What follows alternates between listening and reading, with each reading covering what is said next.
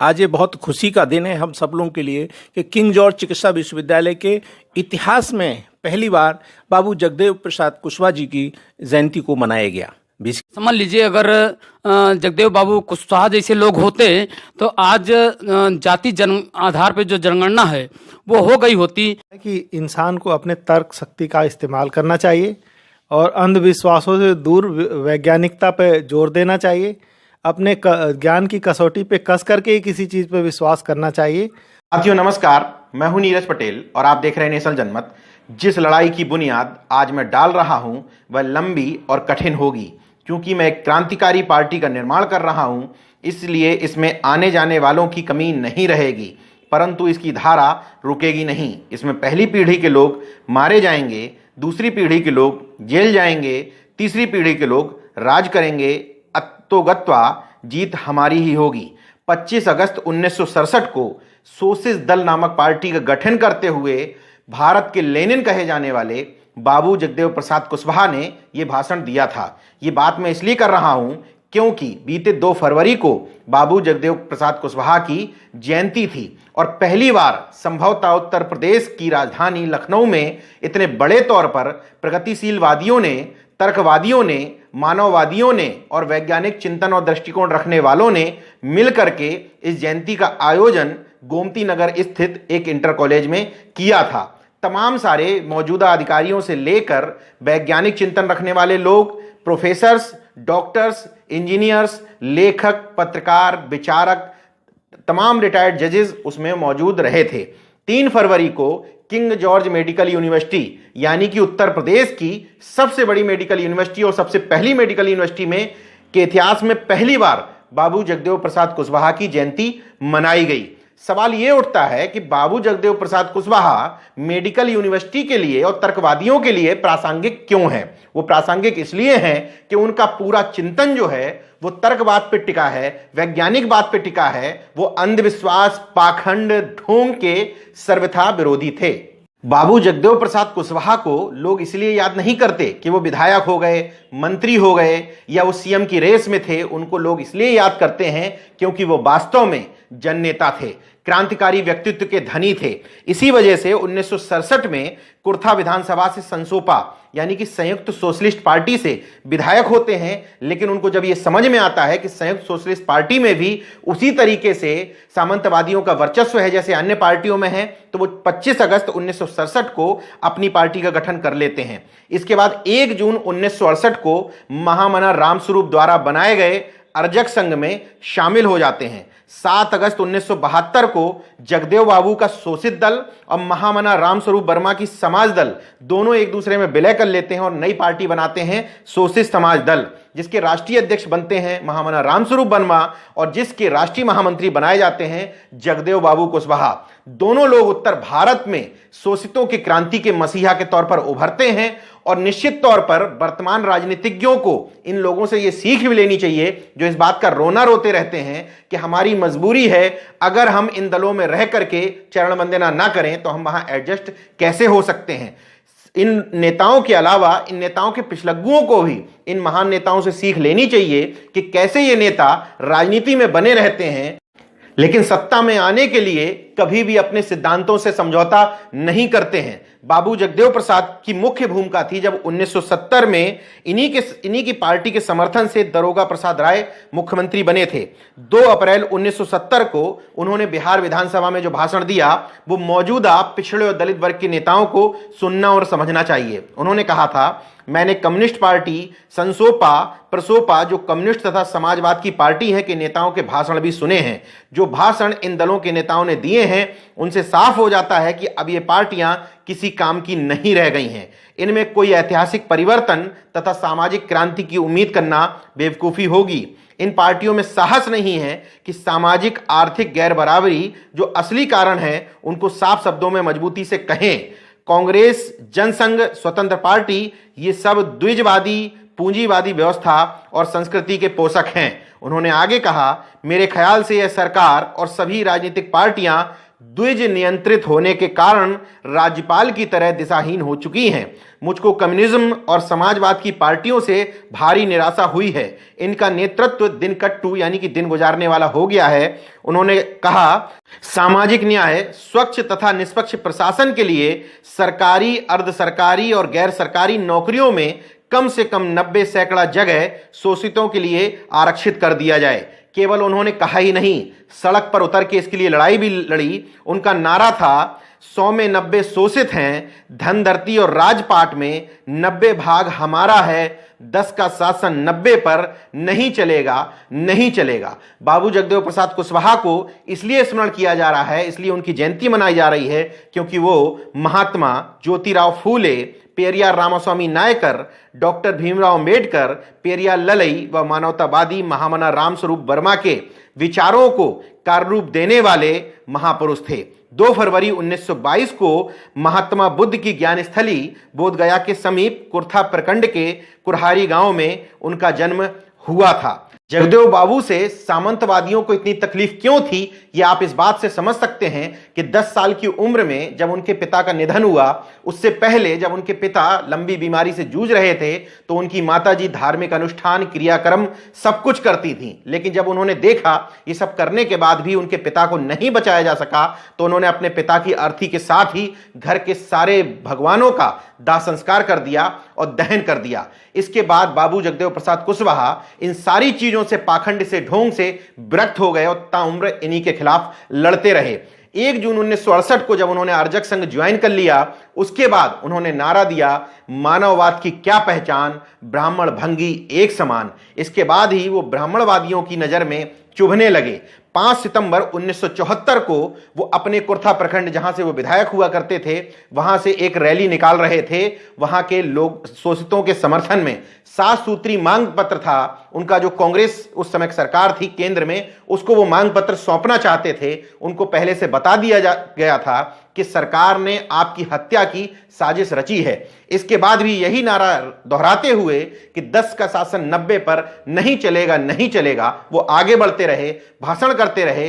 इसी बीच में इस सरकारी गोली यानी कि जो डिप्टी एसपी को बता के रखा गया था कि आज आपको जगदेव प्रसाद कुशवाहा को मारना है, उनकी गोली से ये व्यक्ति शहीद हो गए। निश्चित तौर पर हम सबकी जिम्मेदारी है कि ऐसे शहीदों की शहादत को बेकार न जाने दें, उनके कामों को याद करें और जिस मिशन को लेकर वो आगे बढ़े थे, हम सब उस मिशन को आगे बढ़ाएं। अब सवाल यह उठता है कि 3 फरवरी को मेडिकल साइंस की एक यूनिवर्सिटी में बाबू जगदेव प्रसाद कुशवाहा की जयंती क्यों मनाई गई, उसका कारण आप आगे सुन लीजिए। केजीएमयू के अंदर जगदेव बाबू की जयंती, किन किन बातों से जगदेव बाबू की प्रेरणा लेने की सीख दी गई आज? देखिए, उस समय जिस कालखंड में जगदेव बाबू ने अपने सब क्रांतिकारी विचारों को जनता के सामने रखा और एक शोषित वर्ग की लड़ाई उन्होंने लड़ा था, उस समय बहुत ही विषम परिस्थितियां थी। वो कितने निर्भीकता से, निडरता से अपनी बात रख पाए और काफ़ी जनता को जोड़ पाए। आज उनको याद करने की ज़रूरत है, क्योंकि संविधान ने हमें एक शक्ति दिया है। इसके बावजूद भी अगर हम चुप रहते हैं तो ये हमारे जो शोषित वर्ग है उसकी बहुत बड़ी कमी मानी जाएगी। और जो उन्होंने विचार उस समय रखे थे आज बहुत ही समसामयिक हैं। जो शोषित वर्ग के जो अधिकार हैं उन पर चौतरफा प्रहार हो रहा है, संविधान के ऊपर चौतरफा प्रहार हो रहा है। उसकी रक्षा के लिए बहुत ही आवश्यक है कि उनके विचारों से हम लोग प्रेरित हों। और यही नहीं, जो हमारे अशिक्षित भाई बंधु दूर दराज में, गांव देहात में हैं, सब तक ये बात पहुंचाई जाए, जिससे हम प्रेरणा लें और हम संगठित हों और अपनी बात रख सकें। तभी हम कुछ इसमें इस अच्छे प्रयास कर पाएंगे, जिससे हम जनता में और एक समाज में एक बदलाव ला पाएंगे। जो वंचित लोग हैं उनके अधिकारों को उनको दिला पाएंगे। क्या केजीएमयू में इस तरह के आयोजन और भी आगे देखे जाएंगे, जिसमें लोगों के जोड़ने की बात हो, साइंटिफिक टेम्परामेंट की बात हो? जगदेव बाबू कितने प्रासंगिक हैं केजीएमयू के लिए? देखिए, आज ये बहुत खुशी का दिन है हम सब लोगों के लिए कि किंग जॉर्ज चिकित्सा विश्वविद्यालय के इतिहास में पहली बार बाबू जगदेव प्रसाद कुशवाहा जी की जयंती को मनाया गया। बेसिकली इनका जन्म तो 2 फरवरी को था, 2 फरवरी 1922 को था, लेकिन आज जो है केजीएमयू में सारे शिक्षक, हमारे कर्मचारीगण, हमारे सामाजिक कार्यकर्तागण बहुत अधिक संख्याओं में सम्मिलित हुए और बाबू जगदेव प्रसाद जी के विचारों पर, बेसिकली वो जिस दौरान उनका जन्म हुआ और जो उनका जो संघर्ष था, वो संघर्ष बहुत ही महत्वपूर्ण था और उन्होंने लोगों को, विशेषकर ये बहुजन समाज के जो शोषित समाज का जो समाज है, उसको जागृत करने के लिए, उनमें एक टेम्परामेंट विकसित करने के लिए और अपने संघर्ष करते हुए, अपनी भागीदारी को इस्टेब्लिश करते हुए उन्होंने ये संघर्ष किया था। बेसिकली जब तक इस भारत की धरती पर जितनी भी एसिड्स हैं, चाहे धन हो, धरती हो, व्यवसाय हो, शिक्षा हो, जब तक उन सब में बहुजन समाज की भागीदारी सुनिश्चित नहीं हो जाती है और बहुजन समाज अपनी भागीदारी नहीं ले लेता है, तब तक बाबू जगदेव प्रसाद जी की जो उनका सोच है, जो उनकी विचारधारा है, तब तक ये जन जन तक चलती रहेगी और लोग इसे प्रेरणा लेते रहेंगे। इसका मकसद क्या था इस आयोजन का?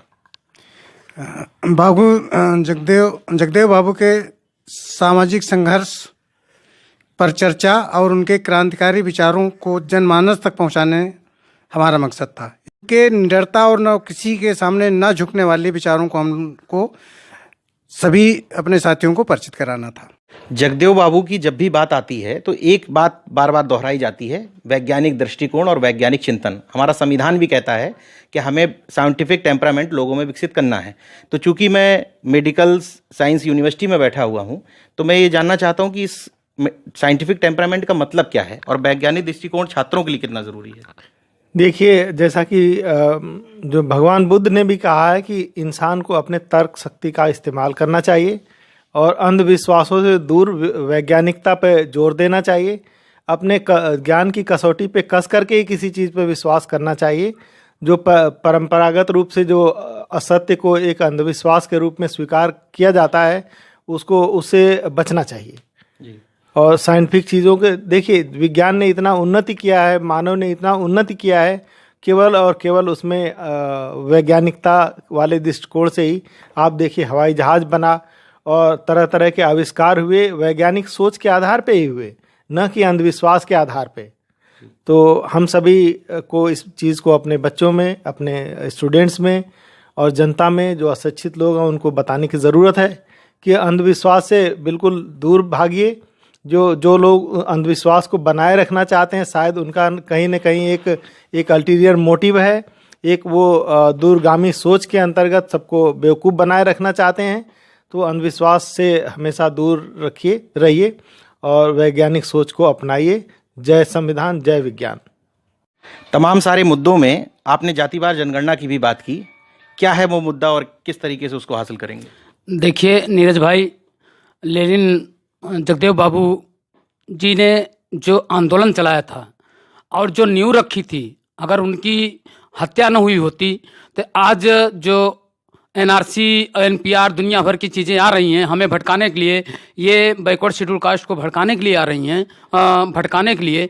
आप ये समझ लीजिए, अगर जगदेव बाबू कुशवाहा जैसे लोग होते तो आज जाति जन आधार पे जो जनगणना है वो हो गई होती, तो जगदेव बाबू की जो विचारधारा थी वो जो है सफल होती और इस कमेरा समाज को जो इससे वंचित किया जा रहा है, अधिकारों से वंचित किया जा रहा है, पॉपुलेशन से वंचित किया जा रहा है, वो आज वंचित न किया जाता। जातिवार जनगणना अगर हो जाएगी तो उससे क्या फायदा होगा?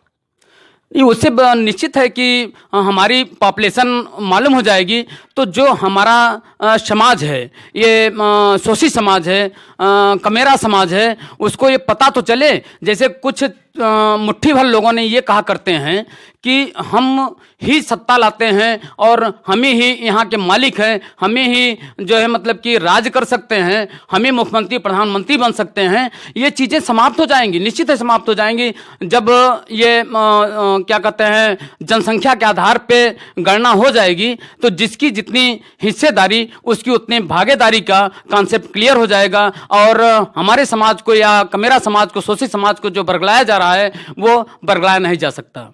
सरकार को क्या तकलीफ है? हर बार कहते हैं, पिछली बार राजनाथ सिंह जी ने भी कहा कि कराएंगे, जब भी जनगणना की बात सामने आती है तो उसमें से कॉलम हटा दिए जाते हैं। सरकार को क्या तकलीफ है इस बात? नहीं, सरकार को ये तकलीफ है कि जो कुछ लोगों की मोनोपोली है पहले से, मतलब कि देश पे राज करने की और देश पे अपना आधिपत्य जताने की जो चीजें हैं, वो अगर ये क्लियर हो जाएगा तो वो जो यहाँ का शोषित समाज है, कमेरा समाज है, वो सत्ता में आ जाएगा तो उससे वंचित होंगे। इसलिए कुछ जो मतलब चुनिंदा लोग बैठे हुए हैं सत्ता में और इस व्यवस्था में, वो चाहते हैं कि हमारा बना रहे और ये हमारे से न छूट करके दूसरे के बीच में न जाए, कमेरा समाज के बीच में न जाए। इसलिए उसको जो है क्या कहते हैं, जाति आधार पर जो जनगणना है उसको हटा देते हैं और कहीं एनपीआर, कहीं एनसीआर, कहीं कुछ ला करके उसको जो है हमें भ्रमित करने के लिए, इस समाज को भ्रमित करने के लिए नया नया चीज़ जो है फैलाते रहते हैं। दोस्तों, अगर आपने मेरा YouTube चैनल सब्सक्राइब नहीं किया तो प्लीज़ सब्सक्राइब कर लें और उस बेल आइकन पर जरूर क्लिक करें, जिससे जो मेरे न्यू